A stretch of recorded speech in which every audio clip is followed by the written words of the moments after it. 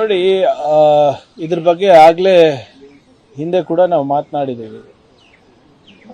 ಯಾರೇ ಅಧಿಕಾರಿ ಇರ್ಬೋದು, ವ್ಯಕ್ತಿ ಮೇಲಿರ್ಬೋದು, ಸಂಸ್ಥೆ ಮೇಲಿರ್ಬೋದು, ಅನುಮಾನ ಬಂದಾಗ ಅವರು ಸ್ವಪ್ರೇರಣೆಯಿಂದ ರಾಜೀನಾಮೆ ಕೊಟ್ಟು ತನಿಖೆಗೆ ಅವಕಾಶ ಮಾಡಿಕೊಟ್ಟು ಅದರಲ್ಲಿ ಅವರು ದೋಷ ಮುಕ್ತ ಇದ್ರೆ ಕಂಟಿನ್ಯೂ ಮಾಡ್ಬೋದು.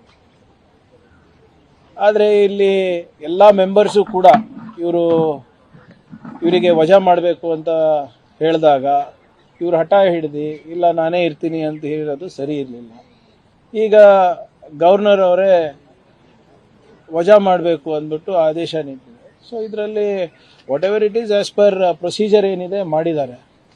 ಆದರೆ ಮುಂದೆ ಇದನ್ನು ಸರಿಪಡಿಸಬೇಕು. ಮತ್ತು ಏನು ನಮ್ಮ ಯುವಕರ ಭವಿಷ್ಯವನ್ನು ಸದೃಢಗೊಳಿಸಲಿಕ್ಕೆ ಈ ಸಂಸ್ಥೆಯನ್ನು ಬಲವರ್ಧನೆ ಕೂಡ ನಾವು ಮಾಡಬೇಕಾಗ್ತದೆ. ಜನರ ಮತ್ತು ವಿಶೇಷವಾಗಿ ನಮ್ಮ ಯುವಕರ ಭವಿಷ್ಯ ಜೊತೆ ಚೆಲ್ಲಾಟ ಆಡುವಂಥ ಯಾವುದೇ ಸಂಸ್ಥೆ ಇದ್ರೂ ಕೂಡ ಅದನ್ನು ನಾವು ಸಹಿಸಬಾರ್ದು.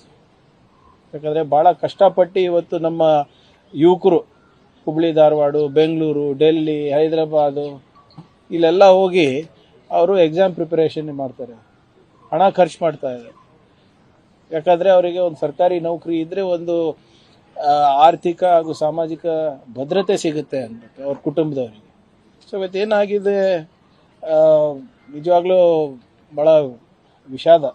It's not a healthy sign. But ಇದನ್ನು ಸ್ಟ್ರೆಂಥನ್ ಮಾಡಬೇಕಾಗ್ತದೆ. ಮತ್ತು ನಮ್ಮ ಯುವಕರ ಭವಿಷ್ಯವನ್ನು ಸೆಕ್ಯೂರ್ ಮಾಡೋ ನಿಟ್ಟಿನಲ್ಲಿ ನಾವು ಸಂಸ್ಥೆಗಳನ್ನು ಬಲವರ್ಧನೆ ಮಾಡಬೇಕಾಗುತ್ತೆ.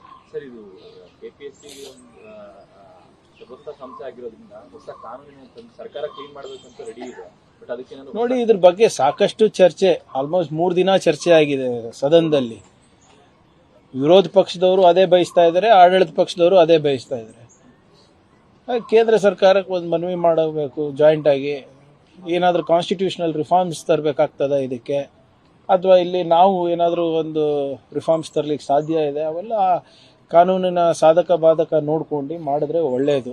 ನೀವು ಹೇಳ್ದಂಗೆ ಯುವಕರಿನಲ್ಲಿ, ಸಾರ್ವಜನಿಕರಿನಲ್ಲಿ ಸಾಕಷ್ಟು ಅನುಮಾನ ಮೂಡಿದೆ. ಈ ಅನುಮಾನವನ್ನು ನಾವು ಸರಿಪಡಿಸಬೇಕು ಅಂದರೆ ನಾವೆಲ್ಲರೂ ಒಗ್ಗಟ್ಟಾಗಿ ಒಮ್ಮನಸ್ಸಿನಿಂದ ನಮ್ಮ ಯುವಕರ ಭವಿಷ್ಯ ಪರವಾಗಿ ಕೆಲಸ ಮಾಡಬೇಕಾಗುತ್ತೆ. ನೀವು ನೋಡಿದ್ದೀರಾ, ಮೊನ್ನೆ CBSE ಎಕ್ಸಾಮ್ ಪೇಪರ್ ಲೀಕ್ ಆಗಿರೋದು, ನೀಟ್ ಪೇಪರ್ ಲೀಕ್ ಆಗಿರೋದು, ಇಲ್ಲಿ KPSCನಲ್ಲಿ ನಡೀತಾ ಇರೋದು, ಅಥವಾ ಬೇರೆ ಬೇರೆ ಎಕ್ಸಾಮಿನೇಷನ್ನಲ್ಲಿ ಹೇಗೆ ಮೊನ್ನೆ ರೈಲ್ವೆ ಎಕ್ಸಾಮಿನೇಷನಲ್ಲೂ ಕೂಡ ಆಗಿದೆ ಅಂತ ಹೇಳ್ತಾ ಇದ್ದಾರೆ. ಸೊ ಹಾಗಾಗಿ ಸ್ವಲ್ಪ ಟ್ರಸ್ಟ್ ಡೆಫಿಸಿಟ್ ಇದೆ, ನಂಬಿಕೆಯ ಕೊರತೆ ಇದೆ ಈ ಸಂಸ್ಥೆಗಳಲ್ಲಿ.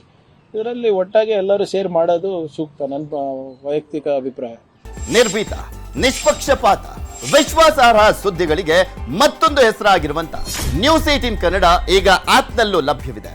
ದಯವಿಟ್ಟು ಇಲ್ಲಿರುವ QR ಕೋಡ್ ಅನ್ನ ಸ್ಕ್ಯಾನ್ ಮಾಡಿಕೊಂಡು ಆಪ್ ಅನ್ನ ಡೌನ್ಲೋಡ್ ಮಾಡೋದಕ್ಕೆ ಮರಿಬೇಡಿ.